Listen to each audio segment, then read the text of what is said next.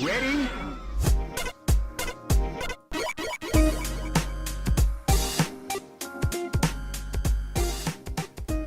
Hello and welcome to Rhythm and Pixels, the video game music podcast. This is episode 8-10, and we're your hosts. My name is Rob Nichols. And I'm some guy who just arrived in a car and doesn't know who brought him here. Oh, I just let you in the house. What does that say about me?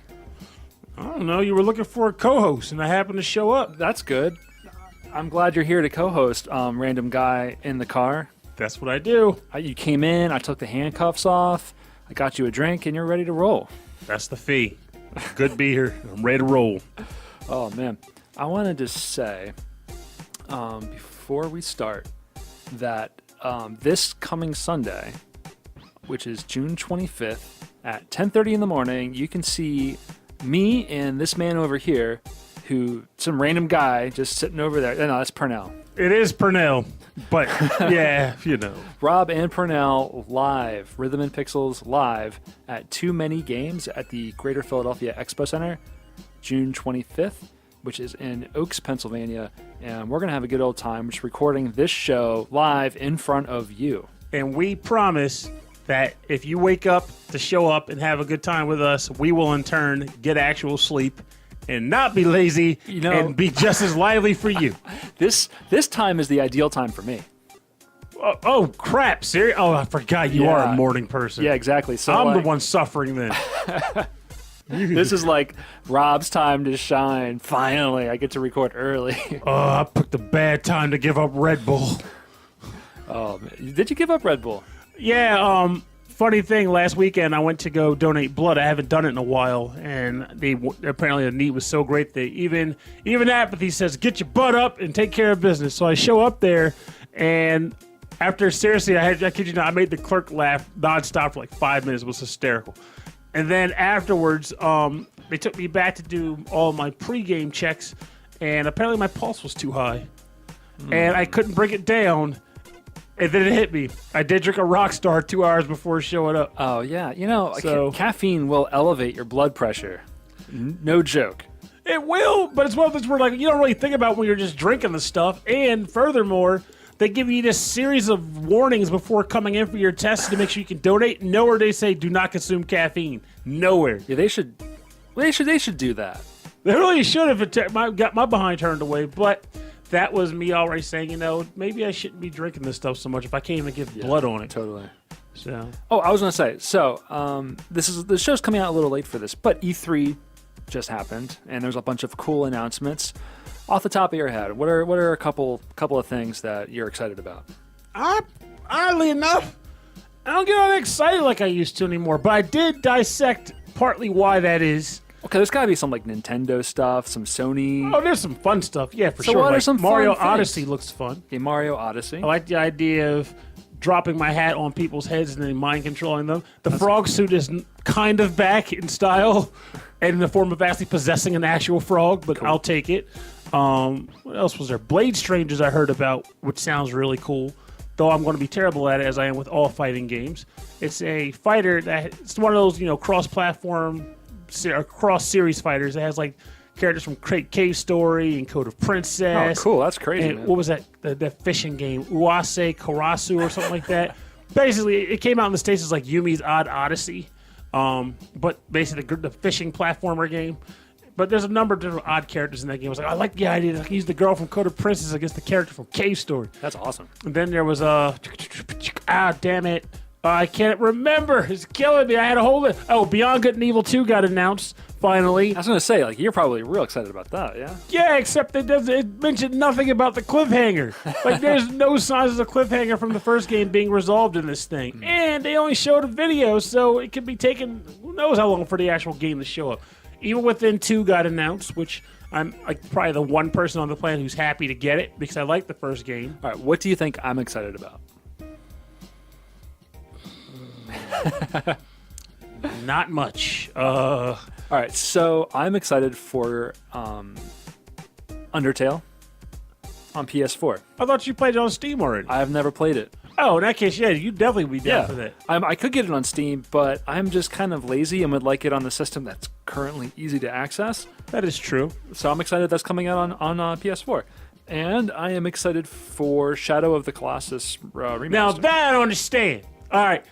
Why? Like, I'm not knocking the game. The game is spectacular. I haven't played it since it first came out on the PS2. And never mind. And I feel like it'd be a really good time to get into it. No, never mind. I get it now. I know it was re-released on the PS3. And that's why I was like, what? I skipped the generation. Skipped it. Because I don't care. Now I'm not so confused. Because they announced that, and I know I knew a number of people are like losing their crap over it. I'm like, why? You just bought the game 3 years ago. Well, it looks beautiful. You know what, though? Actually, before I even play that, I'll probably play The Last Guardian. Yeah, I heard mixed things about it, but I feel like if you're a fan of Team Ico stuff, you owe it to them and yourself, for that matter. I understand it's probably going to be frustrating, but it's going to be beautiful, and it's going to be heartwarming and heartbreaking, and I understand that. That's what I want to play. There were definitely games I was eyeballing. This is why this is driving me cuckoo nutty. Kirby, they're bringing back mixed powers. It's sad that I feel like Kirby platformers have gotten milked to no end by Nintendo. Yeah. And yet, for some reason, because they brought back mixed powers, I'm happy about this one. So he mixes like orange juice and vodka? Yes, he becomes a screwdriver. Or he mixes tomato juice and vodka, and he becomes a tomato shooter. Becomes a Bloody Mary. He does. That would be kind of creepy, actually. The entire world just kind of melts. I'd imagine like bars like around these game conventions are like, oh yeah, it's a Kirby drink. I just combine these two powers, and there you go. I'm not gonna lie, by the way, Nintendo did have a party at E3, and now I want to put the feelers out, because if they didn't have Kirby mixers, they dropped the ball hard on that party. A few years ago, we were in Seattle visiting my brother-in-law, but it was during the weekend of PAX. And so we were just wandering around town one night. I totally forgot. And there's just people in costumes and stuff everywhere. And like all of like the restaurants and cafes that were open at night were all having like, video game related specials and stuff. Oh, smart money. Yeah, totally. Like, actually, it was like a Otakon in Baltimore. Like all the restaurants started doing like anime themed like parties and stuff. I'm sure it was the one old person bar was like, hey, we can play this too. How about the Pong Shake? We have this. We have Pac-Man pie. You kids like the Pac-Man, don't you? Yeah. Like, what does this pie have to do with Pac-Man? Let me take a slice out, and voila! Wow, holy cow, it's Pac-Man! Don't you love it? That's what I would do. Like, well, what are the pellets? It's a tennis ball. Eat your tennis ball. That doesn't sound very edible, actually. But yeah, I mean, eat the orange. Oh God, Grandpa says, shut up and eat the damn orange. All right, how about we talk about the today's topic, and then we start talking about everything else random. I'm fine with that. So this week we decided Neo Geo, just overall, like no specific game types or developers or composers. Just why not just Neo Geo? And that was challenging in and of itself for some bizarre reason. I could see myself coming back to this because I have so little memory of what Neo Geo games I have played, and yet when I go down the line of like looking up list of Neo Geo games, like, oh crap, that was on Neo Geo. Yeah. That was on Neo Geo. That giant cart I put in that RAM setup on the arcade machine was a Neo Geo game. But I came across a lot of them, so I feel like if I gave myself more time to research and stuff, I kind of could come up with a large roster of titles. But even with what I did have time for, I still came up with some delicious gems. Yeah, I found some really good stuff. I stuck with the classic hardware. This is, I think all my tracks are on the YM2610 chip, so it's some FM and some sampled goodness. So I'm starting with a game that I loosely remembered from when I was a young Rob Nichols. It is called The Super Spy, like The Super Spy, for the Neo Geo, composed by Masahiko Hataya, and this is called A New World, which is the ending music.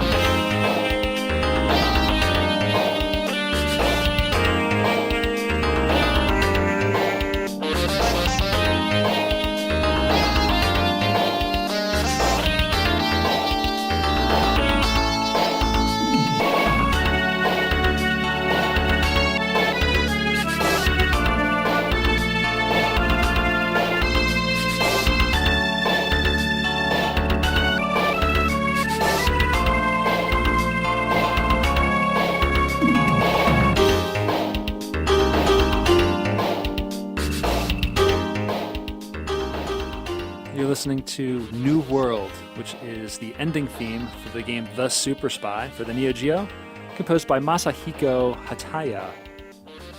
And yeah, I would have never heard this music, but there's something about this track. It's like, it feels like 1980s, like Miami Beach, like sunset, and that bass. But then there's the guitar, which I could tell what they're going for, but it's so off key. It's so off key that it could just be off key, but it's so off key that I love it. I'm just kind of interested in the fact that it's based on the game's called The Super Spy, and this music does sound like music for a spy, but once you factor in the super part, I'm not sure if it should be more action-based because he's a super the best of spies, or if it should be more spy-sounding because he's just that good at what he actually is. It's an interesting game. Like, I guess like you are a spy, but it's more of like a beat 'em up. It's really unique. You play from the first-person perspective, and all you see is a pair of fists, and you press the buttons to either punch or to like knife people or to shoot. And all the enemies come at you. Like they come. It's almost like a light gun game. They come at you, and as they get closer, you gotta punch them. So basically, zero qualifications related to being a spy. There's like nothing spy related, except that like they're loosely like maybe terrorists. I have no idea. But like the enemies are like they're like bad guys and fighting like in beat 'em ups, right? It's like you have to fight like the guys in ski masks, then you have to fight the weird sexy girl, and then there's like the boss at the end who's like a businessman for no reason. And then you fight the super secret boss who is a fusion of all of them, i.e. a chimera. It's just like all three heads. He has the head of a guy in a balaclava, and the head of an old Japanese man, and the head of a sexy 80s Japanese chick. There you go. And all of them want to kick your butt. Man, that's amazing. So, how does no one done that? Actually, I wonder. Giving developers ideas on this show. Make it happen. You make fan fiction. Get to work. Pen out. Notepad in hand. So I remember the Neo Geo really specifically when I was younger because in the mid to late 90s, games on average cost 50 cents. Everything was like 50 cents, but the Neo Geo cabinet was always, no matter where you went in this area, was always 25 cents. I was going to say it was $1, but clearly my memory on the topic is terrible, but I also was really bad at playing Neo Geo games because the majority of the time they were always hooked on fighters. Yes. So that was another thing. So like for me, the Neo Geo cabinet is this giant red thing, has like 4 or 5 games like in it, and it's where I would go to play World Heroes when I couldn't play Street Fighter. It's like where I would play Sengoku. Sengoku. Or was it Ninja Spirit or Ninja Warriors? Probably wasn't Ninja Spirit unless that was on both systems. That was on TurboGrafx. Yeah, that might have been the same one. And in this game was cool. But like, yeah, it was always 25 cents. The cabinets were again really, really, really brightly red. And there's 4 buttons, A, B, C, D. That was another unique thing. It was always 4 buttons laid out. But not every game used all of them, right? Not every game used all of them. But yeah. Most of the games only use like 1 or 2. It's like only later that I learned about the system having games on it that I really wanted to play. But otherwise, I just watched everyone else beat each other up. Strangely, it wasn't until much, much later that I realized that they released a home console of the Neo Geo, which was just played these enormous carts, which were just the exact same things that were in the arcade. And only rich kids could have it. Yeah, super expensive. We both know the same guy who collects them, right? John? Yeah, he collects them for a while, and I know a guy that makes him look like a nobody, which is funny because he introduced me to that guy. Or no, he didn't introduce me to him, but they roll in the same circle. But yeah, and that's how I get a lot of my Neo Geo fixes nowadays. Because once a year, the guy would throw like a Neo Geo party. Yes. And I would pop in there, and he was like, "Oh, Purnell's here, time to break up the puzzle games." And then next thing you know, I'm cracking knuckles, and taking names. Yeah, there's so many titles for the system that I never even heard of, which is Matra Melee. Oh, that's right. That's the one where it's a fighting game, but like you're fighting to find your husband. You're fighting it's like you're all fighting, and the winner can like marry this woman. And everyone's fighting that's right. to be That's the what it groom is. Yeah, or they're bride. all fighting to be the groom. That's hilarious. It's a great game, honestly. All right, so let's move on to your first track. All right. Well, I'm going to just jump right into the track, and we can talk later if it comes down to it. But I'm going with a gem. I hope we can talk later. No, we can't. Music and nothing else. Is this what our friendships turned into? That's right. Music and beer. Music and beer. Oh, that's all right. That's not a bad setup to have. All right. Neo Turf Masters is the name of the game. Ooh, nice call. And the track is the USA stage, i.e. the Grand Canyon.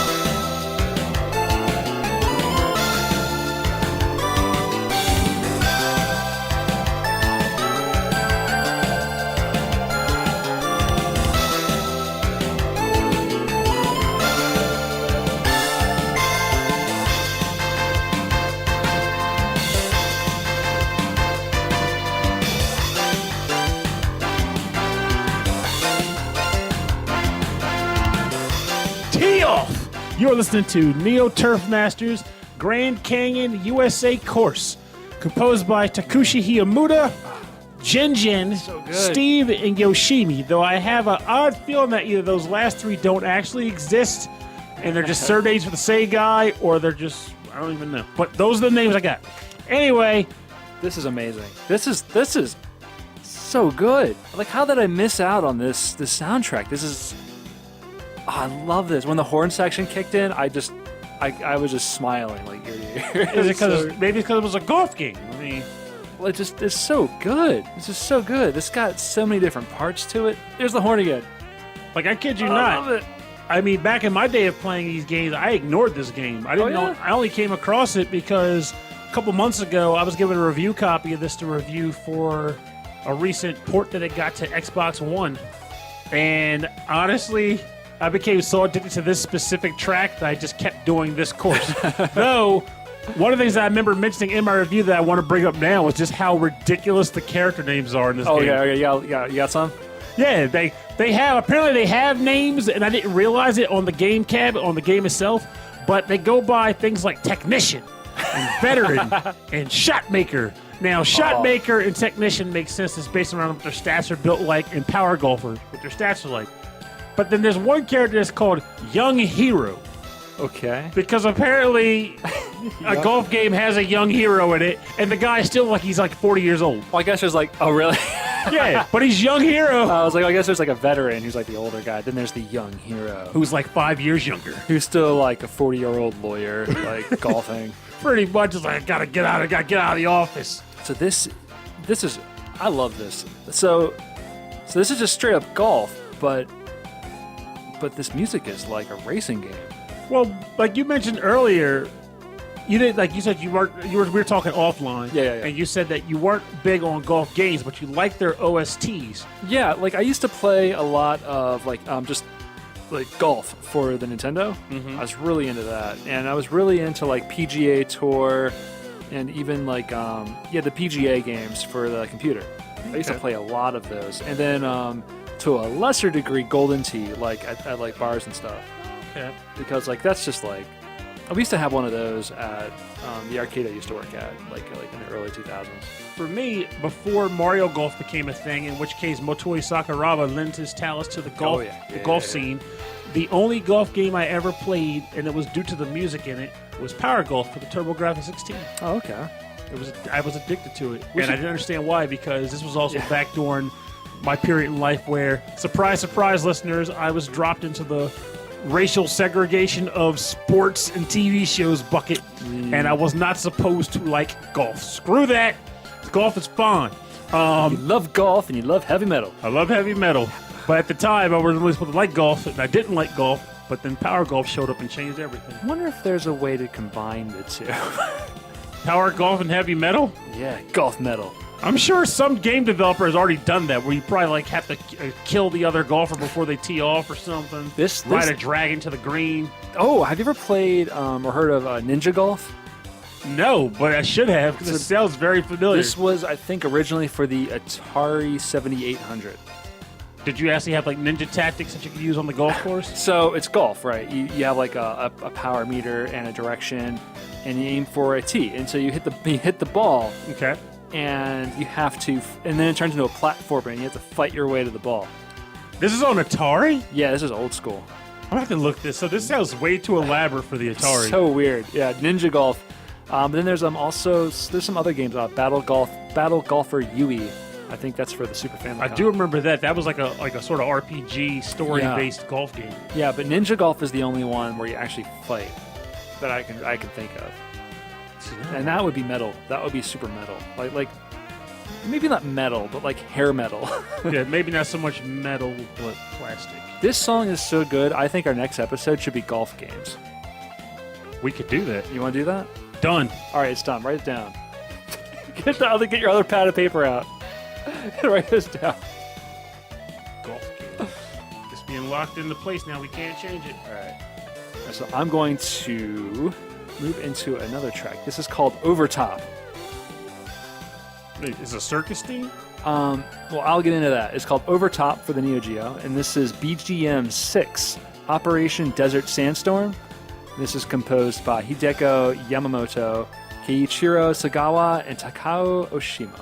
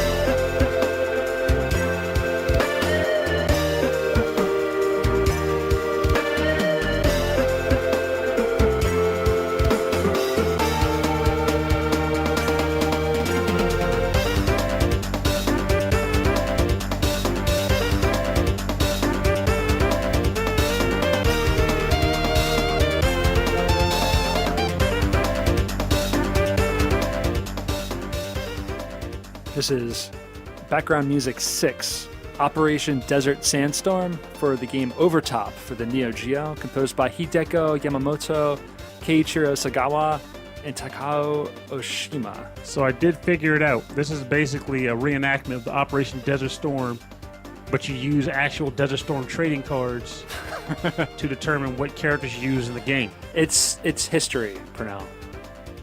What? It's Norman Schwarzkopf went into the desert with a pack of cards. I figured as much. He spent 6 mana for tanks. That's pretty cheap, actually. Yeah, I know, right? I have no idea what I'm talking about. Overtop is a racing game. It's like an isometric style racing game for the Neo Geo system in the arcade. And I never played this game. It looks really cool, but there's something about all the music today which is just so like late 80s to me, and I am in love with it. Well, I mean, this is the era it came from, thankfully, late 80s, early 90s, most of these games anyway, so it is kind of nice that we could get that dive-in experience, because thinking back to previous episodes, at least one of us, usually me, tends to end up veering beyond the 16-bit veil towards 32-bit and beyond. Yes, yeah. So to have an episode where we're almost limited...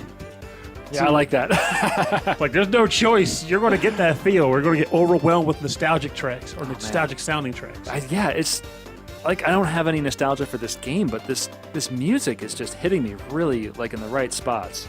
Makes me want to try it out, though. Like, I got to say, that friend of mine has the cart. Super hard. Oh my god. It looks like gameplay of this thing is like imagine RC Pro-Am twice as fast. So it's like Penny Racers. Oh, I don't know what that is. Oh, Penny Racers was like a top-down racing game too, but it was modeled after like Penny Racing cars. So it was like speedy cars that went around tracks like Micro Machines. Oh, the Micro Machines game, I love that game. Yeah, so it's the same idea, like that same top-down style. Yeah, but it's really close in on your car. Oh, yeah, maybe not so much there. Then this is like Motor Rotor. Yeah, I don't know that one either, but I know we play music from that game. Oh yeah, and I'll do it again too. Oh, this section right here with the guitar and the drums, I just do the air drums. Like when the drummer hits the toms, it's like boom, boom, boom. Love that. Dun, dun. Oh man, so good. Now I got to play this. So that's the thing we'll have to do later. Try to find this game and give it a shot. You know what's See awesome? if it stands up to time. You know what's awesome? I know your next track is going to even top this one. Most likely. So what's your next track? All right, it's from a little unknown game called Operation Desert Storm.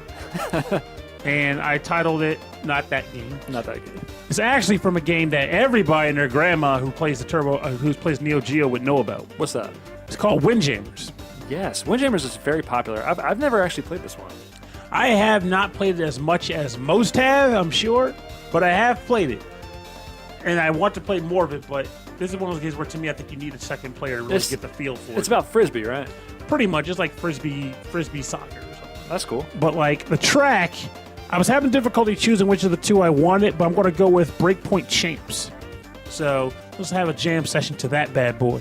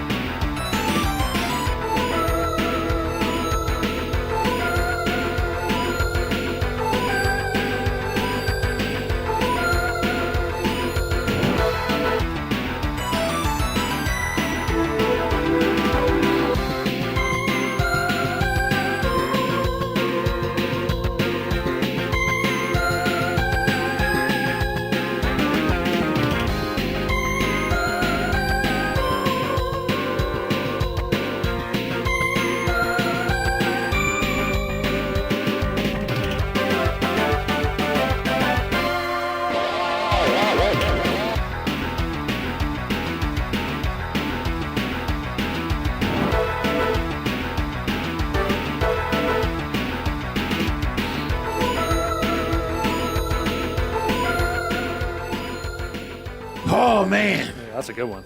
I am feeling the living daylights out of this track right the heck now. But Oh, this section. Oh, I love that synth. That synth kills me every time. I'm a huge fan of this track. The only downside is like, yeah, here we go. I'm just half zoned out. Anyway, the beautiful thing you are listening to right now is from the game Windjammers. The track is called Breakpoint Champs, and it is composed by Seiichi Hamada and Tomoyoshi Sato for the Neo Geo, developed by Data East. Data East. I miss that company something fierce sometimes. So this game, Again, I didn't play as much of it as I would have liked, mainly because this is a versus game primarily, and I am more of a kick butt solo, so I don't have to yell at my opponent for tearing me down. You like I'm kidding. you like to keep your friends. You like to reduce conflict. This is true. The magical drop wars are still fresh in my mind these days. The Bomberman arguments of 2002. Oh yeah, technically those are still happening. Thanks to the Nintendo Switch. Yeah. I still hate you. Yeah, go on. Windjammers is a one-on-one game where two characters are throwing a frisbee that apparently sounds like it's filled with cement across a field and attempting to get it into goals while not being blocked by the opponent. So, of course, this is trick shots, straight shots. So like bouncing them off the wall and stuff. Push your opponent off the stool and then throw the disc at them when they're not able to block intentionally. But it's from like a top-down perspective, right? Yeah, like you're looking at the players' heads. So it's essentially like air hockey. It kind of is, because once you throw it, it's not like you have any control over it. So once you catch it, it's going off and it's doing what it's doing based on trajectory and ricochet. Huh. But it's a cool game, honestly. I like the fact you get pretty decent dive power, so you can like dive pretty far between. You can throws to stop it. dive for the frisbee. Yeah, like you basically, it's probably going to be doing it a ton of the time actually, because the power just is going so fast half the friggin' time that cool. you're only going to get to it through dashing. So it's a pretty solid game with a solid OST. Though I still wonder if I should have picked the other track I had in mind. But another episode can bring that up if I'm like beach sports episode or something else. Yes.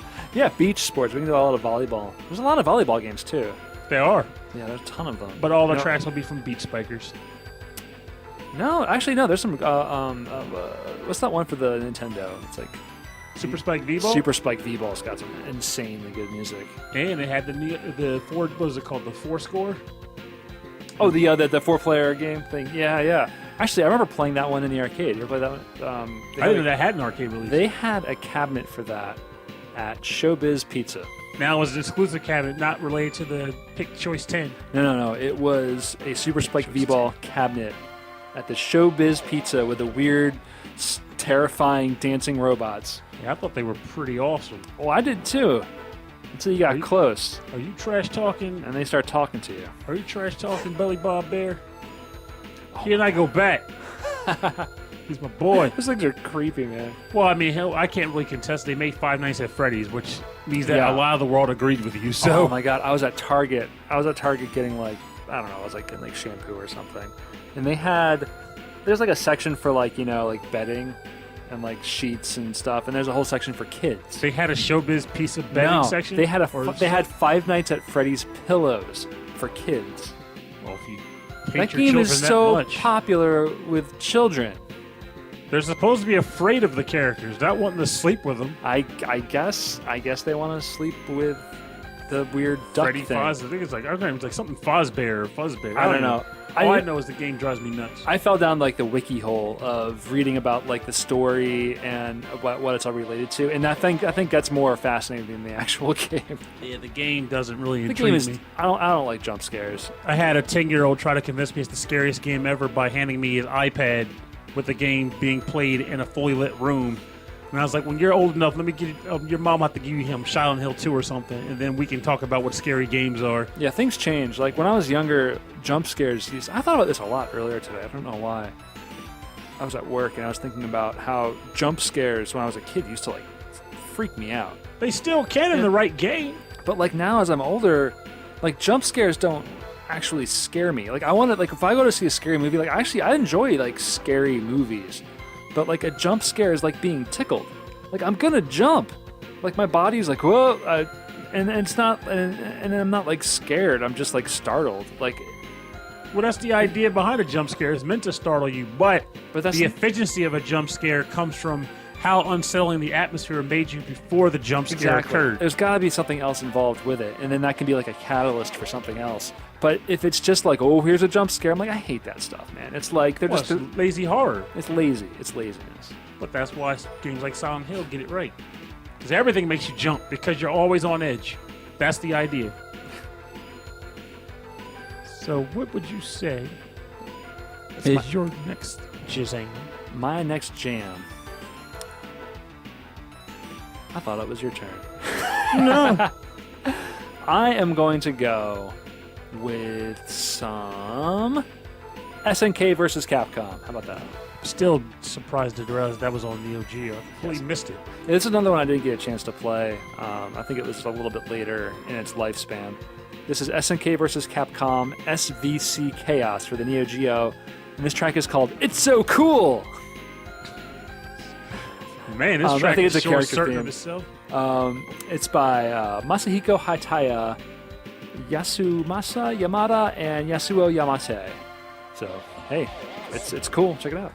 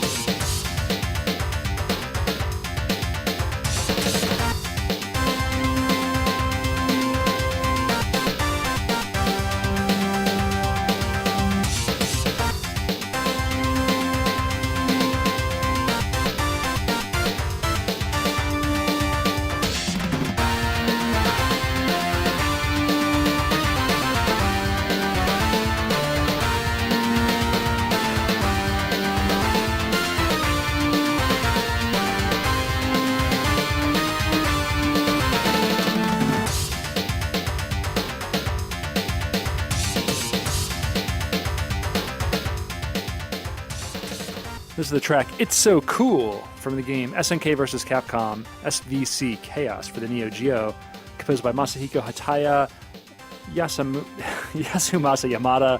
That's actually pretty tough to say. Yasumasa Yamada. Yasumasa Yamada. Yasumasa Yamada. Yasumasa Yamada. Yeah, actually, you just put it that way. It's pretty easy. Wait, you say it 3 times fast. And Yasuo Yamate. I gotta say, one theme that's been running through this episode is that bass, man. That awesome synth bass. Oh, when people know how to put it to work, they can't sleep on it.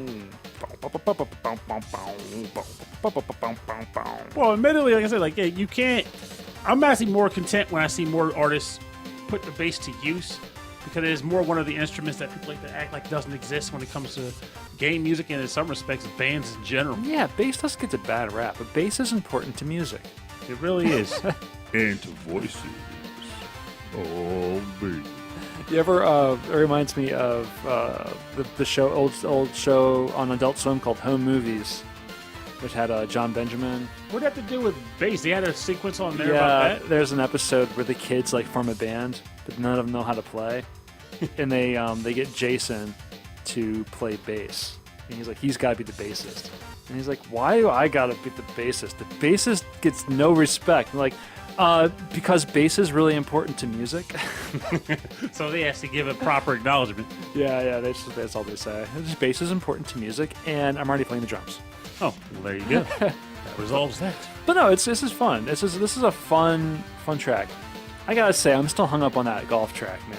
Oof. As you should be, because that is clearly the winner of this episode. Yeah. Imagine if that track was featured in SBC Chaos. That could have been Zero's theme. That could have been Zero's thing. That would have been really good. Yeah. I didn't realize Zero was in this game. So at this time, Capcom versus SNK was a thing. So Capcom, Tokyo, SNK, which I think is in Kyoto, and they had kind of a rivalry going on. So the King of Fighters series from SNK, and you had the Street Fighter series and the Capcom. And there was a little bit of a rivalry of who was better than who.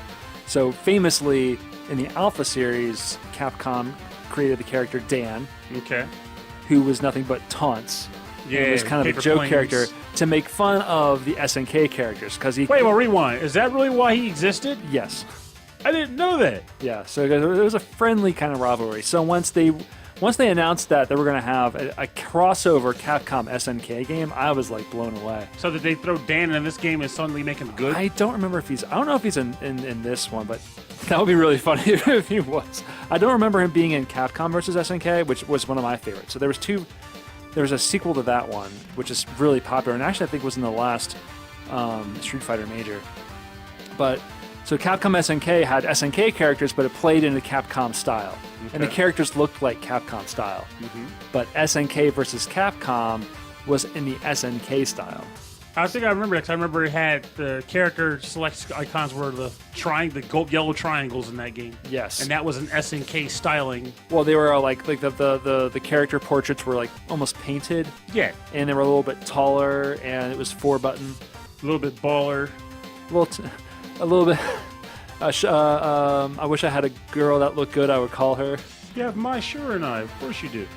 You're covered. I don't know if she's in this one. If she isn't, that's a Travis. I guess she's all right. Yeah, she's cool people. She's cool people. I loved Iori. Remember Iori Yamada? Is that the guy that had like the black like ribbons tied and goes his arms and legs together? Yeah. He had like a weird black shirt with like a red Red collar, and he had like the bondage pants. Yeah. Yeah, I had a friend who she was obsessed with dressing as him all the time. I dressed as Iori once for a Katsucon. Ah, see? Interesting. Yes, he met her at that convention then. You got along pretty great. I was a punk rock Iori, and like all my clothes were all ripped up. Yay! And I had like chains and stuff. And I was Purnell. And you were Purnellman. That's right. But I did have my purple hat, and that was good enough for me. Yeah, purple. You still have that purple hat? I probably do at the house, but not in my current house. I gotta say, I don't think you get rid of most things. Yeah, I keep everything. That's a problem. Though Purnell's a hoarder. That's the concern. Nah. So, as I know that this has got to be a character theme. I'm not sure who, but it's pretty cool. Apparently In fact, the very song's sure of called their theme. "It's So Cool." I was about to say, clearly there's a character who's very sure of themselves and of your liking of their tune. So, otherwise, it's not so cool, and that's a problem. What's your final track? I don't know. It doesn't matter. I mean, because I know we both picked from the same game. We did. That is true. You know what? I'm just going to go with it. So either way, it's getting played. I'm going to go with my track. All right. I'm going to be happy to have it. You should do it. Just do it. Party time, baby. This track is from an old-time, beloved classic in my heart, Twinkle Star Sprites. Yes. A game that I used to think didn't get much love, but apparently does on the internet. Oh, totally. And the track is called Both You and Me. So let's have a listen.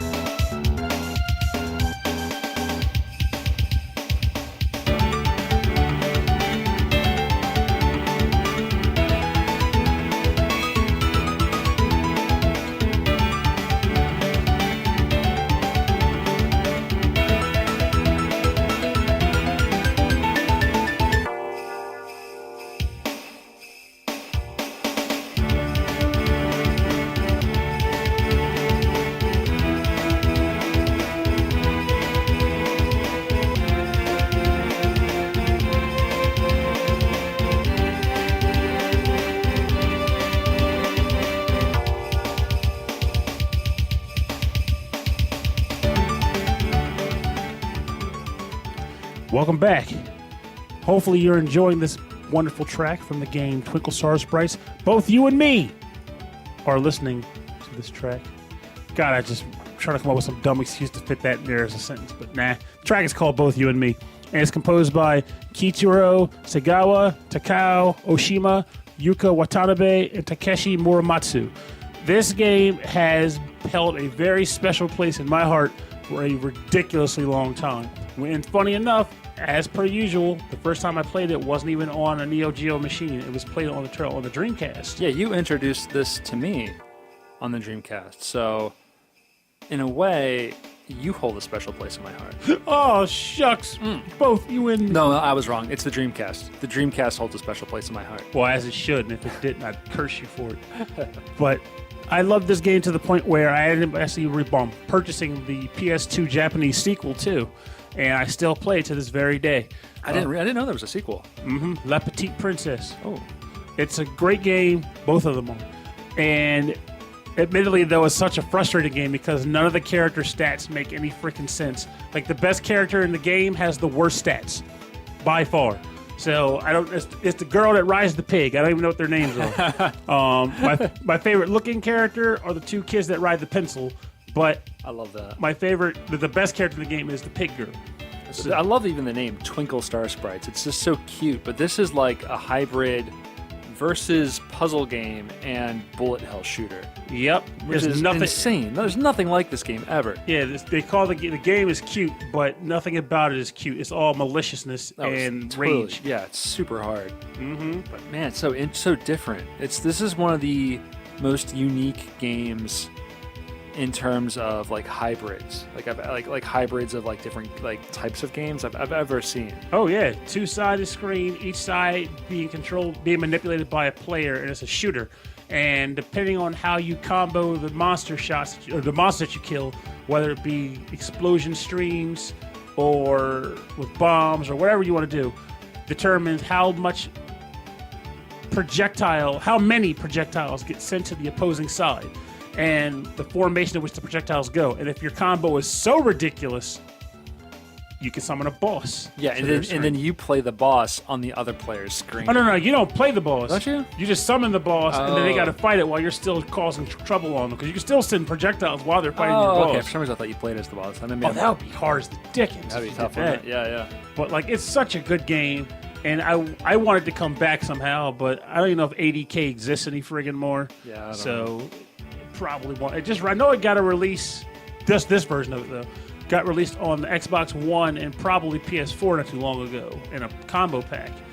But I want a sequel. I want new versions of this game. Yeah, I kind of miss playing these versus puzzle games. You and I went to round one last Sunday playing Tetris. Oh, that cool Tetris game! Oh my God, I've never seen this before. It was on a big screen, and the playing field was like it was like cut in half. It was cut in half, and it wasn't the typical dimensions of a Tetris machine. It was like super maybe small. 8 by 8. Super short. So like your block placement had to be there on purpose, but the next block was like shared between the two of us. Oh my God. And the next person, basically if you dropped your block down before the other person, you would claim the next piece that was shown in the next piece window. Dude, I was so pissed. And I was kicking you behind. I wanted to beat you so bad. I was like, one more. Wasn't happening, but I enjoyed buying all these free games for me so I could keep playing. Yeah, I really wanted to play. That was really fun, yeah.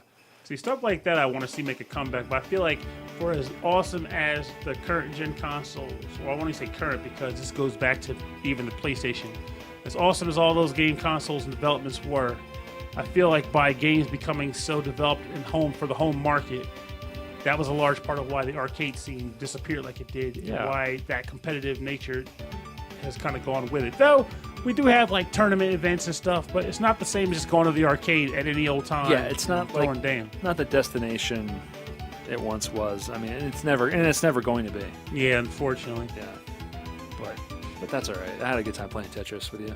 Oh, and I'll kick your behind again any other time. No, we will, because I will defend. You'll defend your loss record? I will. I will triumph. Works for me. Keep it up. You Purnell. It's okay. You can't win at Tetris, but maybe you can win at the final track pick here. Yes, actually, I'm going to do that. I'm going to pull this track down, and we are going to have the bonus round. Bonus round.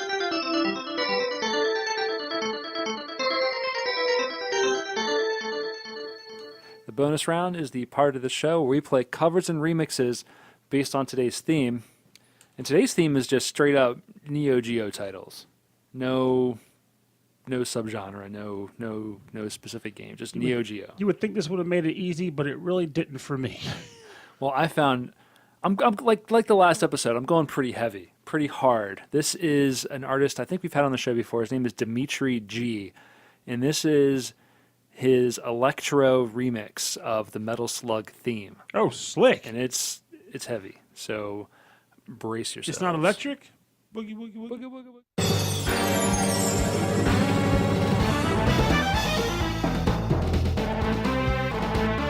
Metal Slug.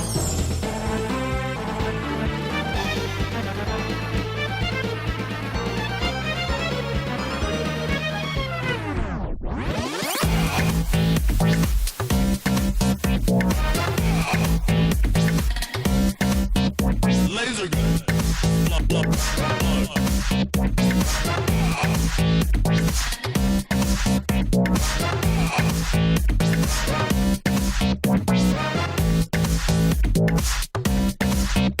Laser gun.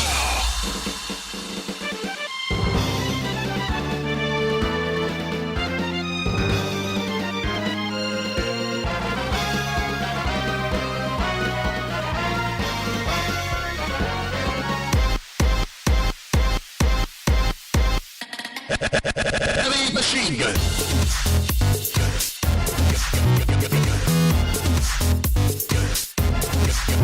Bomb. Bomb. Bomb. Rocket launcher.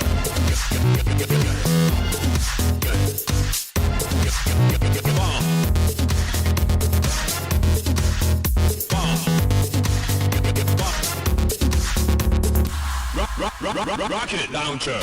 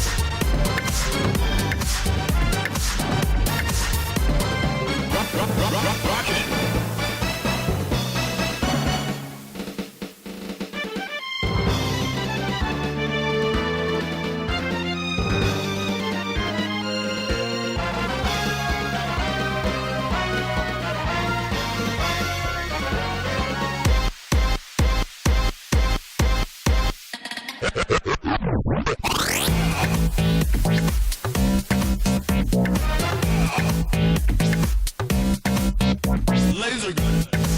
Plug, plug, plug.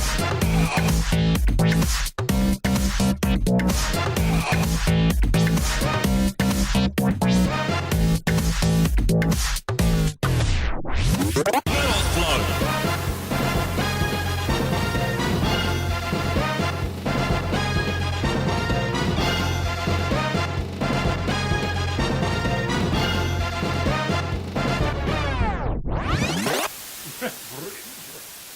That was the Metal Slug theme electro remix by the artist Dimitri G.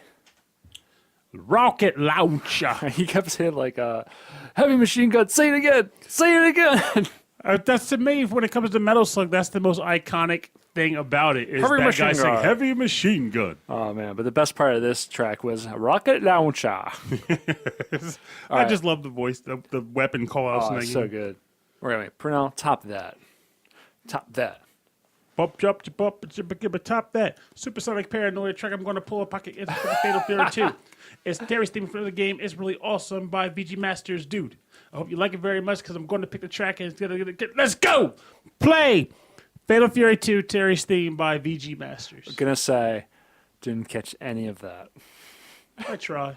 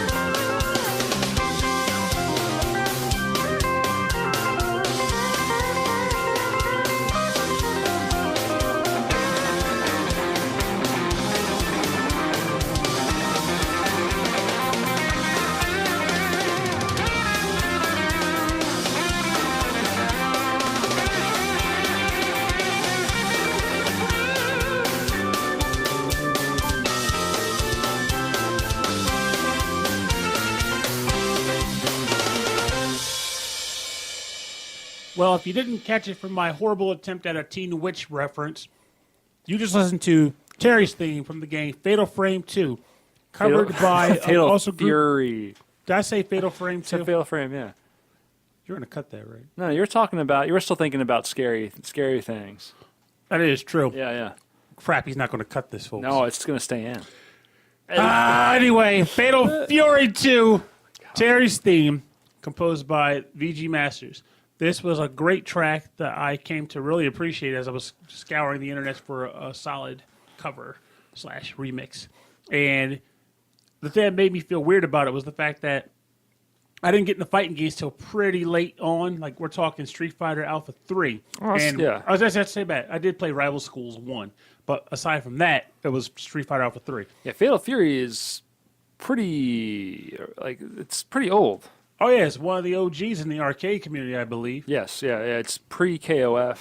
Maybe right around Street Fighter 2. And yet, even though I never really got into these, I wasn't really into these games, the music in them is a treasure trove waiting for me personally to unlock. Yeah, this is definitely. I got that swing beat, and I got the funky, the really cool guitar solos. Oh yeah, these guys did an awesome job with it. Yeah, this band covered it really, really well.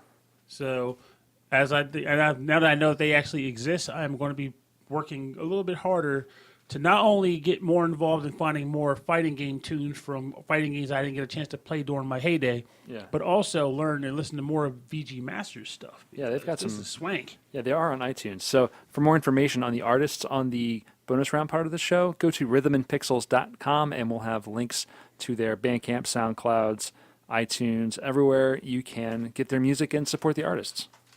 And eat some potato chips. Mm-hmm.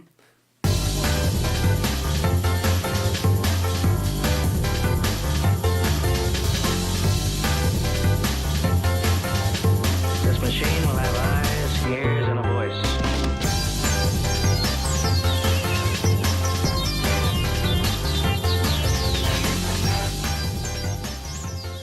I want to thank you for joining us on the Rhythm and Pixels video game music podcast.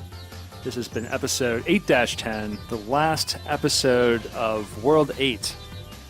Our focus on the Neo Geo arcade and home systems. Hard to believe, man. We've come a long way in these things. I'm not going to try to guess the number count because I'm really terrible at it, but we've had a lot of episodes. It's been a lot of good times for now. I concur, and there's many more to come. Though, admittedly, there is definitely we will need some future tracks to be submitted. Who knows, or not tracks, but at least track suggestion topics. Yeah, I'd like to see some tracks. Suggestions are always welcome, and topics are always welcome. So if you want to send those to us, you can send it to our email, rhythmandpixels@hotmail.com. And if you'd like more information about our show, and if you'd like to get a full track listing, go to the website, rhythmandpixels.com. And if you'd like to check us out on social media like Facebook, Twitter, Instagram, it's all at Rhythm and Pixels. Check us out on YouTube and Twitch, Rhythm and Pixels. Us playing games and you can catch our show there too if that's where you like to listen to music or podcasts. I also have a lot of my original music and game remixes under my Press Start to Continue moniker on the YouTube channel. You can also, if you're feeling generous and if you want to support the show, go to patreon.com/rhythmandpixels so you can help us out over there. Or you can just hit the subscribe button wherever you're at. If you're on Apple Podcasts or if you're on YouTube, just hit the subscribe button. It's really helpful to us. It is at this point that I would like to say that any stutterage or murmurage that came out of my mouth can be attributed to the fact that summer is not here, but kind of is here, and it is a jerk. This whole day has just been a hot mess. Well, we are going to have some summer-focused episodes coming your way, some summertime activities. Actually, yes. So we're going to have golf episodes coming up next week. You were serious about that. I'm dead serious about golf. We're having a golf episode. I think we should do a volleyball episode. Or maybe just a summertime sports. Depends, see how many tracks we can find related to volleyball. Summer games by Epics. Oh my god, those games would ruin my Apple IIe keyboard. There's going to be I think we just came up with a number of topics out of nowhere on this episode. It's going to happen, but remember next Sunday, this coming Sunday, 2 mini games at the Greater Philadelphia Expo Center. We'll be there playing live. Podcast just for you. It's going to be a fun time. I hope you can make it out. We hope to be loud, rambunctious, and give you some awesome music to listen to. Yeah, we're going to make it a little bit fun. We're going to have 3 topics, and it's going to be a little bit of a music battle. It's not much of a battle when you know I'm going to win. You know, this isn't Tetris, Pernell. Yeah, this is easier for me to win than Tetris. Oh, God. We'll see. We'll see about that. You should be confident in this. I'm a little bit more confident than you think. All right. Yeah. Put your music selection where your mouth is. We'll see about that. Dun, dun, dun. Oh, we shall see. Well, you've been listening to the Rhythm and Pixels video game music podcast. My name is Rob Nichols. And I'm Pernell. Thank you very much for listening, and have a great week. And remember, crap is hot outside. Drink water. Water does not taste terrible. And I have to say it because I have known people who told me that water tastes terrible. Drink freaking water. It's worth it to you, and you'll feel so much better from having done so. And then bust out a really good portable machine while you're doing it and play games out in the sun. Soak it all in. Good breeze, good times. Good Etrian Odyssey. If that's your cup of tea. As sure as heck is mine right now. I'm rambling. Anyway, good night, folks.